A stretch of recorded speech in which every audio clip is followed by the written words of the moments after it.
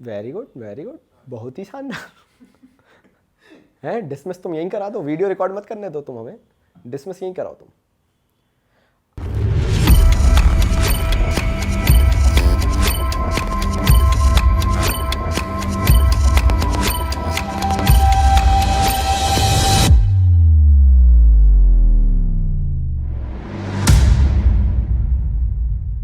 नमस्कार दोस्तों, तुम लोगों के लिए आज एनपीओ जैसा चैप्टर मैं चालू कर रहा हूं एंड बिलीव मी, मैं पिछले प्लेजेस से काफी कुछ लर्न करते हुए आया हूं और मुझे एक चीज समझ में आई कि मुझे एनपीओ को थोड़ा और तरीके से समझाना चाहिए, जो मुझे पिछले साल थोड़ा सा मिस आउट लगा, क्योंकि मैं हर साल कुछ नया करने की कोशिश करता हूं। तो इस बार एनपीओ को और डिटेल में जाके करेंगे, क्योंकि तुम सब ने मुझ पर भरोसा किया है, तुम सब ने मुझ पर ट्रस्ट किया और मैं ऐसा बता दूंगा कि बोर्ड एग्जाम में तुम कहीं से भी मिस आउट नहीं करोगे। तो भाई चलो शुरू करते हैं। कहते तू होता कौन है कहने वाला, कहते कौन बातें तेरी सुनने वाला, मुझको ना लेना देना इससे जितने नकली बैठे घर पे सबको एक साथ किया डिसमिस।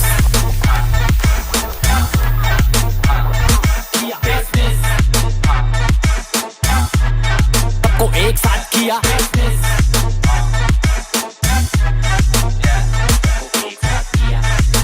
तो यार सबसे पहले अगर मुझे तुम्हें एनपीओ समझाना है तो मैं कुछ इंस्ट्रक्शंस देने वाला हूं जो तुम्हें ध्यान रखना बहुत ज्यादा जरूरी है। अक्सर जो बच्चे गलती करते हैं एनपीओ को समझने में और उन्हें ऐसा लगता है कि यार एनपीओ एक ऐसा चैप्टर है जो महीनों महीनों रिवीजन के लिए मांगता है, वो बच्चे गलत है और तरीका गलत है उनका पढ़ने का, या अप्रोच गलत है। मैं तुम्हें अगर सिंपल सा सोल्यूशन बताऊं इसका, तो मेरे यहां पे 3 वीडियोस होने वाले हैं जो फुल्ली थ्योरेटिकल बेस्ड होंगे, फुल्ली थ्योरेटिकल बेस्ड। और उसके बाद जब मैं क्वेश्चन करवाऊंगा तो देखना तुम्हारे लिए कितना ईज ऑफ हो जाएगा क्वेश्चंस को करना।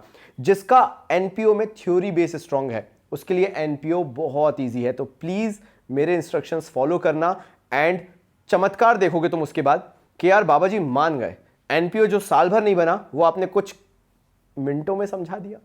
तो पहली चीज कि एनपीओ में सबसे वो पहली चीज क्या है जो तुम्हें याद रखनी है, और वो है रिसीट एंड पेमेंट अकाउंट। अब रिसीट एंड पेमेंट अकाउंट वही चीज है जो तुमने कैश बुक जैसे हमेशा पढ़ी हुई है 11th क्लास में। नाउ कैश बुक क्या कहता था? कैश बुक के 2 साइड होते थे भाई। कैश बुक का 2 साइड में से पहला वाला था डेबिट और दूसरा वाला था क्रेडिट। ठीक है, कैश बुक को हम क्या मानते थे जरा बताइए?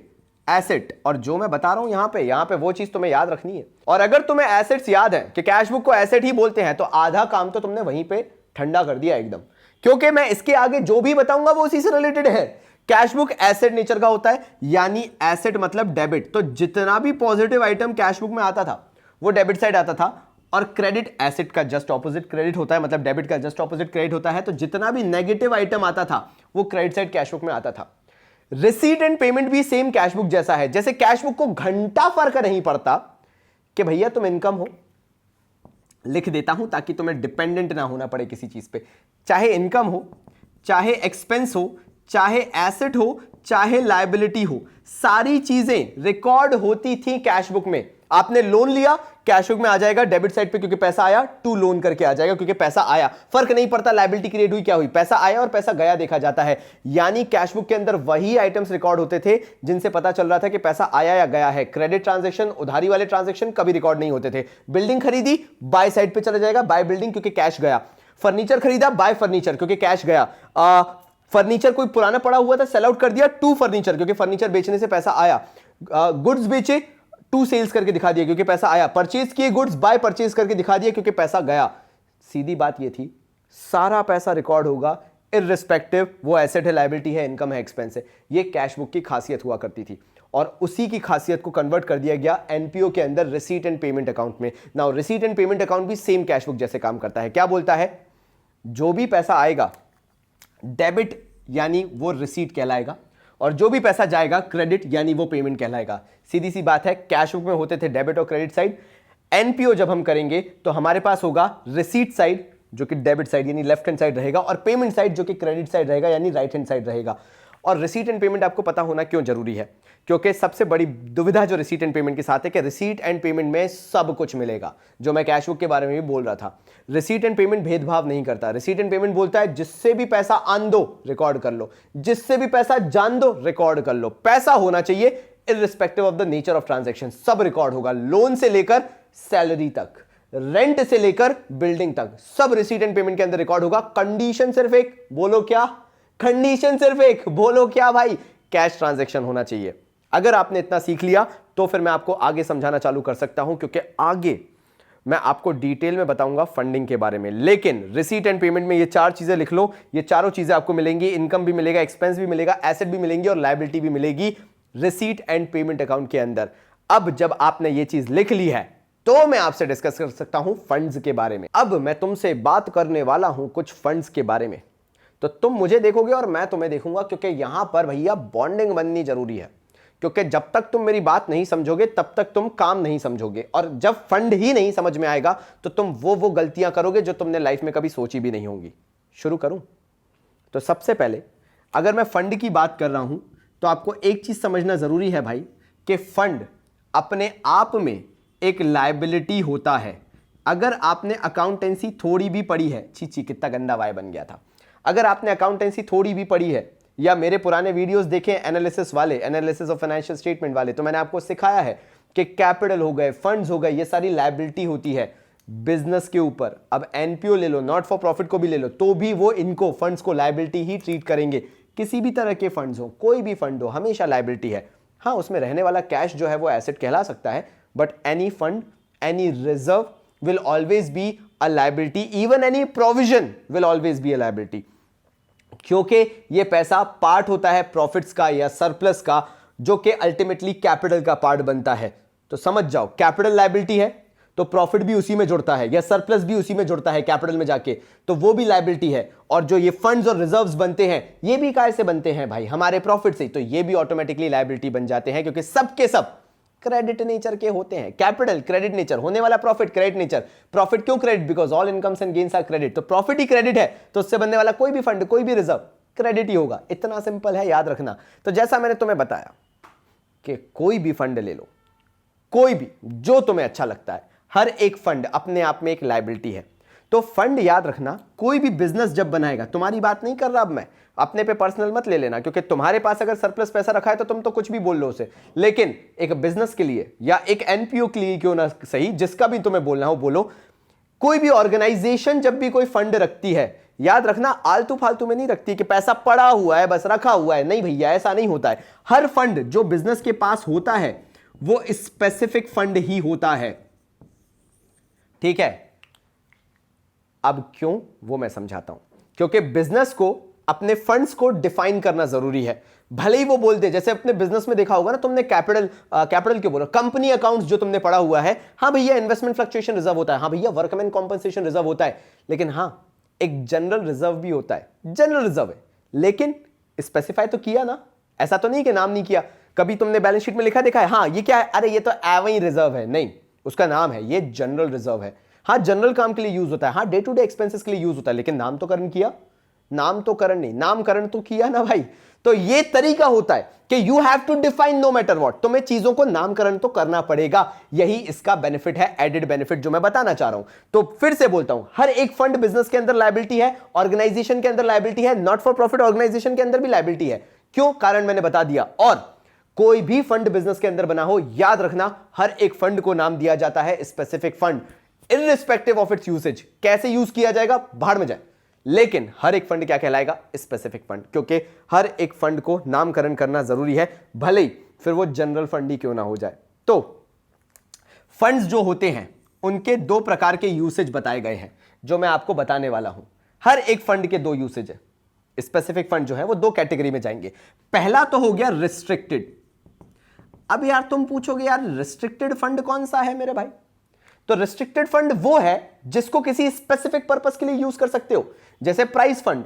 अब भैया प्राइज फंड तुमने बना रखा है तो तुम उससे क्या डिस्ट्रीब्यूट कर पाओगे? सिर्फ प्राइज, ठीक है भाई। सेरेमनी फंड तो काय के लिए यूज कर पाओगे? सिर्फ सेरेमनी के लिए। स्पोर्ट्स फंड तो वो काय के लिए यूज होगा? सिर्फ स्पोर्ट्स के लिए यूज होगा मेरे भाई। बिल्डिंग फंड तो काय के लिए यूज होगा? सिर्फ बिल्डिंग बनाने के लिए होगा। ये सारे जो फंड्स होते हैं वो रिस्ट्रिक्टेड फंड के अंदर आते हैं। हाँ वो भी स्पेसिफिक फंड ही होता है, क्योंकि स्पेसिफाई तो कर दिया ना काय के लिए है। और दूसरा होता है अनरिस्ट्रिक्टेड फंड।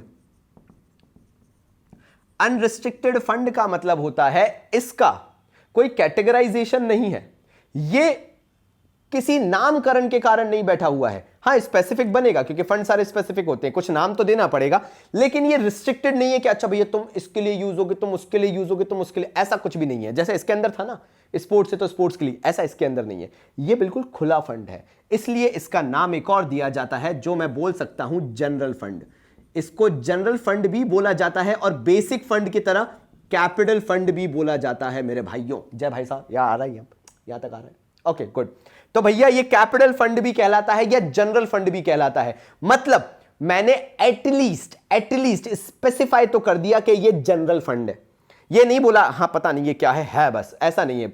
ऑर्गेनाइजेशन ने, एनपीओ ने इसको क्लासिफाई कर दिया, स्पेसिफाई कर दिया नामकरण करके कि ये जनरल फंड है और ये किसी भी चीज के लिए तो यूज हो ही सकता है। ऐसा नहीं है कि भैया कोई नाम ही नहीं है। तो भैया जिनका स्पेसिफिक यूज है, जिनका कोर यूज है, डिटेल्ड यूज है, रिस्ट्रिक्टेड है कि इसी के लिए है, वो कहलाता है रिस्ट्रिक्टेड फंड।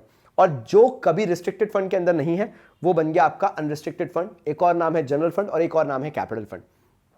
इसके अंदर वो सारी चीजें आएंगी जो basic day to day working होती रहती हैं, और इसके अंदर वही आएंगी जब कोई स्पेशल काम होगा, जब कोई स्पेशल इवेंट होगा, तब इन फंड्स का यूज होगा। मैंने इतना डिटेल में अगर तुम्हें बताया है तो उसके आगे आने वाले कारण हैं। मेरा काम है बेसिक्स बना के यहां तुम्हें पहुंचाना, यहां तक तो पहुंचा दिया है, अभी ये सीढ़ी बाकी है पूरी। तो धीरे धीरे बढ़ते हैं क्योंकि आगे मैं तुम्हें बहुत सारे फंड्स के बारे में बताने वाला हूं जो तुम्हें समझ में आने चाहिए। अब यार तुम मुझसे पूछोगे बाबा जी ये रिस्ट्रिक्टेड जो है, ये रिस्ट्रिक्टेड फंड आखिर रिस्ट्रिक्ट कौन करता है, आखिर ऐसे वो कौन लोग हैं जो फंड पे रिस्ट्रिक्शन लगा देते हैं। देखो भाई तुम हो एक नॉट फॉर प्रॉफिट ऑर्गेनाइजेशन, तुम्हारे पास दो लोग हैं, एक है नॉट फॉर प्रॉफिट ऑर्गेनाइजेशन का मैनेजमेंट जो काम संभालते हैं, और दूसरा डोनर है भाई। डोनर वो इंसान होता है जो डोनेशन दे रहा है जिससे आप फंड बनाओगे। तो मान लो डोनर देते हुए बोल रहा है ये जो मैं डोनेशन दे रहा हूं इससे तुम सिर्फ बिल्डिंग बनाओगे, तो वो रिस्ट्रिक्टेड फंड हो गया क्योंकि उससे सिर्फ बिल्डिंग बन सकती है, और इसको रिस्ट्रिक्ट किसने किया, जो डोनेट कर रहा था। या फिर मैनेजमेंट ने डिसीजन लिया, नॉट फॉर प्रॉफिट ऑर्गेनाइजेशन के अंदर जो बैठे हुए हैं उन्होंने बोला भैया सुन लो, ये जो फंड है, ये जो मैचेस होने वाले हैं आगे चल के हमारे यहां पे, हम मैच, क्रिकेट मैच करवाएंगे, हम कबड्डी करवाएंगे, चलो कुश्ती करवाएंगे, इसके लिए ही रिस्ट्रिक्टेड है। आइदर और वाला जिसके लिए भी तुम रिस्ट्रिक्ट करना चाहो उसी के लिए रिस्ट्रिक्टेड है। तो जब मैनेजमेंट ने ही बोल दिया कि इसके अलावा इसका कोई यूसेज नहीं होगा तो वो रिस्ट्रिक्टेड फंड हो गया अपने आप। तो चलो भाई अब वेरियस फंड्स पे आ जाते हैं क्योंकि मुझे ये भी लगा था इंपॉर्टेंट तुम्हें बताना। अब मैं तुम्हारे साथ फंड्स डिस्कस कर सकता हूं। सबसे पहले मैं तुमसे बात करने वाला हूं फंड में गवर्नमेंट ग्रांट्स की। अब गवर्नमेंट ग्रांट क्या होगा मैं तुम्हें वो बहुत प्यार मोहब्बत से समझाऊंगा। देखना यार, गवर्नमेंट ग्रांट में तुम्हें या तो कोई प्रॉपर्टी दे दी जाएगी भारत सरकार के द्वारा एनपीओ को, तुम यानी एनपीओ, समझ जाना इस चीज को। प्रॉपर्टी नहीं दी जाएगी तो तुम्हें फंड्स दे दिए जाएंगे। मैं अर्नब गोस्वामी का भूत भगाना पड़ेगा मुझे, लेकिन ठीक है तुम समझ रहे हो। या तो तुम्हें प्रॉपर्टी दी जाएगी या तो तुम्हें फंड्स दिए जाएंगे जिसका यूसेज जो है वो रिस्ट्रिक्ट कर दिया जाएगा भारत सरकार के द्वारा। जो भारत सरकार ग्रांट दे रही है, जो भारत सरकार परमिशन दे रही है, भारत सरकार आपको प्रॉपर्टी भी दे सकती है, भारत सरकार आपको फंड्स भी दे सकती है, लेकिन भारत सरकार क्या करेगी, उसको रिस्ट्रिक्ट कर देगी कि उसका यूसेज क्या है, वो डिफाइन कर देगी और आप उसके अलावा उसका यूसेज नहीं कर सकते। तो ये ऑटोमेटिकली बन गया रिस्ट्रिक्टेड फंड। क्यों बन गया? क्योंकि यहां पे रिस्ट्रिक्शन लगा दिया गया कि भैया तुम इसके अलावा कोई और यूसेज नहीं कर सकते। तो गवर्नमेंट ग्रांट जो है वो रिस्ट्रिक्शन के साथ आती है। अब जब कोई भी फंड रिस्ट्रिक्शन के साथ आता है तो भैया उसको आप उसके अलावा यूसेज में नहीं ले सकते हो। और यहां पे एक और एडिशनल ज्ञान अगर तुम्हें चाहिए तो बिल्कुल ले लो। कोई भी फंड हो, irrespective of its nature, any kind of fund will always be a part of liabilities. लिख लो कहीं पे भी, कोई भी फंड होगा हमेशा लायबिलिटी में ही जाएगा क्योंकि बाबा जी ने बोल दिया और हमने मान लिया है। ये अगर आपने कहीं पे भी लिख लिया आपका भला हो गया यहां पे, क्योंकि आगे की कंफ्यूजन खत्म। मैं तुम्हें चुटकियों में डोज दूंगा और तुम्हारा दिमाग चलने लगेगा। मैं ज़्यादा डिटेल में नहीं जाऊंगा क्योंकि बकवास है, बिना बात के तुम्हें उतना याद भी नहीं रखना है। घंटों के वीडियोस बनाने का टाइम नहीं है, ना तुम्हारे पास पढ़ने का टाइम है। शॉर्ट एंड स्वीट इजी तरीके से करेंगे। सेकंड फंड पे आते हैं और वो है हमारा, कौन सा बताऊं, चलो एंडाउमेंट फंड बता देता हूं तुम्हें कि ये एंडाउमेंट फंड क्या होता है। अब भैया एंडाउमेंट फंड, मैं गारंटी कह रहा हूं कि इसमें तुम्हारे मार्क्स जा सकते हैं। पता नहीं क्यों, लेकिन मुझे ऐसा लगता है कि एंडाउमेंट फंड बड़ा कंफ्यूजिंग होता है और तुम्हारा दिमाग पता नहीं कहीं अलग जगह चलने लगता है कि भैया ये क्या है। तो कृपया करके मेरी बहुत प्यारी सी बात है वो सुन लेना। ये तुम्हारा प्यारा सा घराना है जो तुम्हारा नॉट फॉर प्रॉफिट ऑर्गेनाइजेशन कहलाता है। ये तुम्हारे पास नॉट फॉर प्रॉफिट ऑर्गेनाइजेशन है, ठीक है। अब हुआ क्या, तुमने एक फंड बनाया जिसको नाम दिया तुमने एनपीओ के अंदर एंडाउमेंट फंड, ईएफ तुमने बनाया। ये फंड करा क्या तुमने, इस पैसे का किया क्या? मान लो ये 2 लाख रुपए था, ये 2 लाख रुपए तुमने लिए और कहीं पे इन्वेस्टमेंट कर दिए बैंक के थ्रू। यानी तुम्हारा ये 2 लाख रुपए एनपीओ का, नॉट फॉर प्रॉफिट ऑर्गेनाइजेशन का जो फंडिंग तुमने की, ये पहुंचा दिया तुमने किसी बैंक तक। अब भैया मान लो वो हो सकता है Punjab national bank, state bank of India, या कहीं पे भी तुमने इन्वेस्टमेंट कर दिया। फंडा सिंपल सा क्या है, पैसा तुमने बैंक में लगा दिया, बैंक ने अब कहीं फर्दर इन्वेस्टमेंट किया। होगा क्या, जो तुमने पैसा बैंक में लगा रखा है, बैंक उसके बदले तुम्हें रिटर्न्स देना चालू करेगा भाई, और तुम उस रिटर्न्स का कमाओगे बीइंग एनपीओ। वो जो रिटर्न्स आएंगे तुम्हारे, उससे तुम एनपीओ के अंदर रेगुलर वर्किंग रख सकते हो। ये कहलाते हैं हमारे एंडाउमेंट फंड्स। फंडा सिंपल है, करना क्या है, बस ये एंडाउमेंट फंड का पैसा लगे रहने देना है जो भी लगा रखा है, और उसके बदले में जो इनकम जनरेट हो रही है तुम उसको यूज करोगे being a part of not for profit organisation. यानी तुम रियल टाइम में वो फंड को यूज नहीं कर रहे हो, उससे जनरेटेड इनकम को यूज कर रहे हो। ये चीज तुम्हें ध्यान में रखनी है। तो एंडाउमेंट फंड अगेन एक फंड है, तो अपने आप वो लायबिलिटी साइड तो शो होगा ही, तो इसके अंदर बिल्कुल क्लियरिटी है हमारी। तो भैया अब मैं तुम्हें दूसरी परेशानी बता देता हूं यहां पे, क्योंकि ये भी तुम कंफ्यूज कर सकते हो एंडाउमेंट फंड के साथ। और मैं बार बार ये क्यों बोल रहा हूं, क्योंकि अगर एमसीक्यूज में आ गया, जो बोलते हैं एमसीक्यूज अलग से पढ़ाना है, अलग से करवाना है, नहीं भैया, कंसेप्ट अगर तुमने ये कॉमर्स बाबा के 20 डेज प्लेज से कर लिए तो तुम ही बेवकूफ कहलाओगे कि तुम अलग से जाके एमसीक्यूज प्रिपेयर कर रहे हो, क्योंकि कंसेप्ट से ही उठ के अकाउंट्स के एमसीक्यूज आने वाले हैं। तो कृपया करके मेरी बात को बड़े ध्यान से सुनिएगा। जब बात आती है एन्युटी फंड की, तो इसका मतलब हो रहा है कि कोई डोनर था जो तुम्हें बीइंग एनपीओ एसेट्स देकर चला गया। एन्युटी फंड के अंदर एक डोनर आया और वो तुम्हें एसेट देके गया, लेकिन वो एक कंडीशन स्पेसिफाई करके चला गया कि तुम्हें एक स्पेसिफिक अमाउंट पे करनी है एक स्पेसिफाइड डेजिग्नेटेड रिसीवर को, या जो भी तुम्हारा डेजिग्नेटेड बंदा है उसको, जिसको अंग्रेजी में या एनपीओ के टर्म में बोला गया डेजिग्नेटेड बेनिफिशियरी। तो होगा क्या, मैं फिर से बता रहा हूं, एन्युटी फंड के अंदर आपको एक डोनर एक एसेट प्रोवाइड करेगा। वो एसेट आप रख सकते हो और यूज भी कर सकते हो, लेकिन उसके बदले में आपको उस पर्टिकुलर डोनर को एक कंडीशन फुलफिल करके देनी होगी, और वो कंडीशन बड़ी सिंपल सी है। वो एक डेजिग्नेटेड बेनिफिशियरी का नाम देगा आपको, एनपीओ को, नॉट फॉर प्रॉफिट ऑर्गेनाइजेशन को, और नॉट फॉर प्रॉफिट ऑर्गेनाइजेशन उस डेजिग्नेटेड बेनिफिशियरी को स्पेसिफाइड सम देती रहेगी उसके लाइफ टाइम तक। जब तक वो जिंदा है तब तक उसको वो स्पेसिफिक सम मिलता रहेगा, वो डेजिग्नेटेड बेनिफिशियरी। नाउ डोनर किसी को भी डेजिग्नेटेड बेनिफिशियरी बना सकता है, वो डोनर के ऊपर है। हाँ, वो इंडिविजुअल होना चाहिए, इंसान होना चाहिए, उसको बेनिफिशियरी बना दिया, उसको वो पैसा मिलता रहेगा, एनपीओ देता रहेगा। NPO will provide a specified sum to whom, designated beneficiary भाई, उसको वो पैसा देते रहेंगे डेजिग्नेटेड बेनिफिशियरी को, एनपीओ वाला बंदा, मतलब नॉट फॉर प्रॉफिट ऑर्गेनाइजेशन। और ये तब तक मिलता रहेगा जब तक उसका लाइफ स्पैन है, उसको तब तक वो स्पेसिफिक सम मिलता रहेगा। अब होगा क्या इसके आगे, जैसे ही उसका लाइफ स्पैन खत्म होगा तब तक ही देना है ऑब्वियसली, और तब तक वो एसेट एक्वायर भी नहीं कर सकता, एनपीओ का वो एसेट नहीं रहेगा। हाँ, उसको यूसेज का राइट रहेगा एनपीओ को, लेकिन टिल द लाइफ टाइम वो डेजिग्नेटेड बंदा जो है उसको पैसा मिलता रहेगा। And after his death, his और हर जो भी है भाई, जैसे ही वो बंदा निपट जाएगा, वो एसेट जो है वो typically not for profit organisation के हो जाएंगे।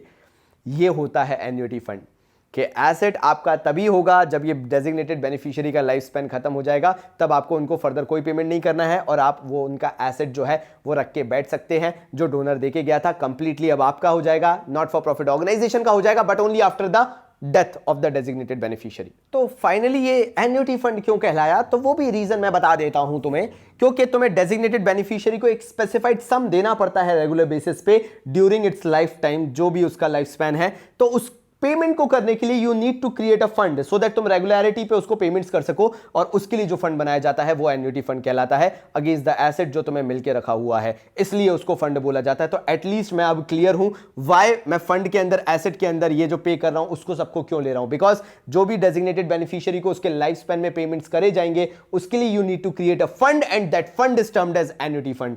अब आ जाता हूं मैं नेक्स्ट पेज जो कि कहलाता है लोन फंड। तो अब मैं तुम्हारे साथ दो तरीके के और फंड डिस्कस करने वाला हूं जिसको नाम दिया जाता है या तो लोन फंड और फिर फिक्स्ड एसेट्स फंड। तो लोन फंड क्या है?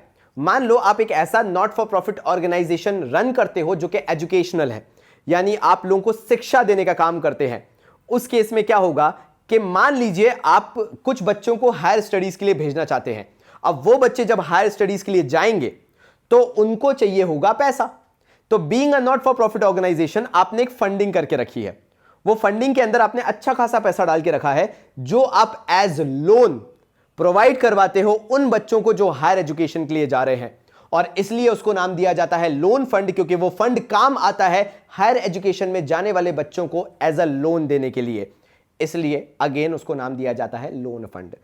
अ fund that is being created to provide loan to the students और may be children who are going for higher studies, इसलिए ये लोन फंड है।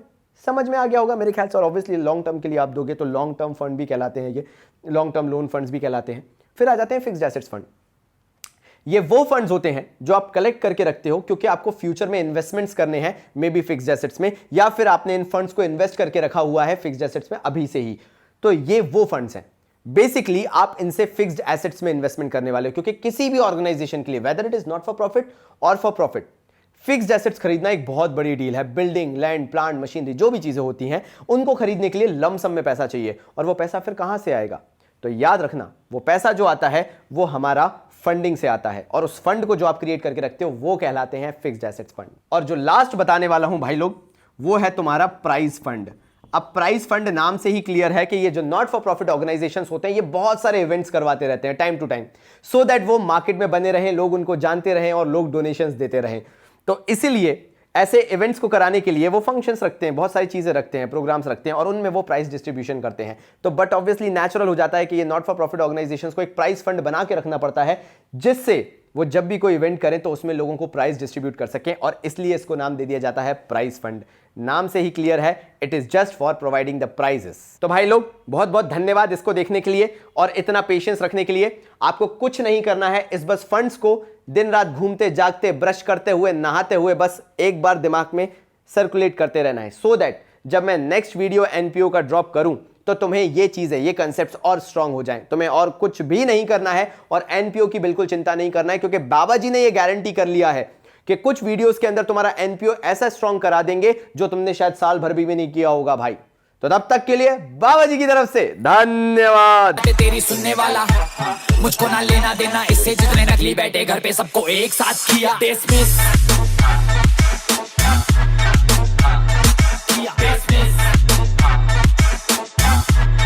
सबको एक साथ किया।